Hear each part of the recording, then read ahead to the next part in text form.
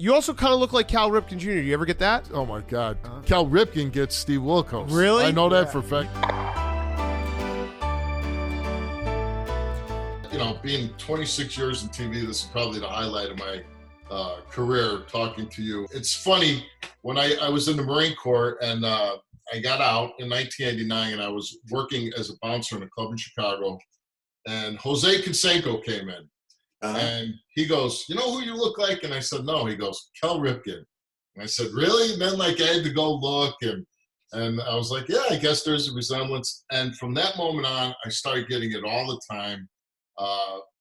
It's really crazy. People would come up to me, ask me for your autograph, thinking I was you, and I would tell people, and they would get so disappointed. And I'm like, "Well, you know, I am Steve Wilkos, maybe." You know. One time we took a train from New York. We moved out from Chicago to Connecticut. And so we were down in New York. We took a train back to Connecticut. And the guy sits down on the train. He starts talking to me. He's like, "Oh, I'm a big fan. And, oh, you know, you were so close with your father and this and that." And I talked about my father a lot on my show. So I'm thinking he's talking to me, right?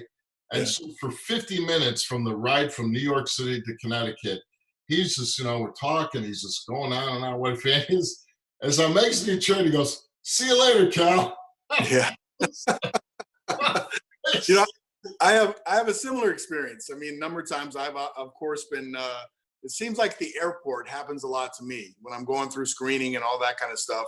I start to create a scene sometimes, and first you think, okay, that's cool. You know, I didn't think I'd be recognized. I've been out of baseball for a while, and then towards the end, after you go through the screening and all that kind of stuff, they say, I really love your show.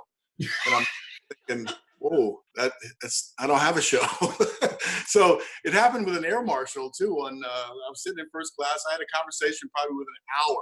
You know, they said, "I know who you are. You know, that's really nice." And we just talked about life in general. No specifics for baseball. No specifics for anything else.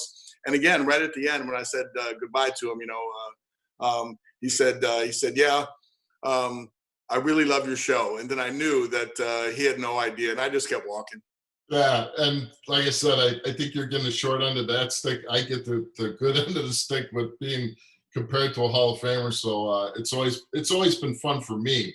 Did I hear a story about you going into Bergdorf Goodman in New York? Because I used to get a bunch of clothes there, and I would come in, and I heard a story that you went in and they mistook you for me, and they started to give you my order.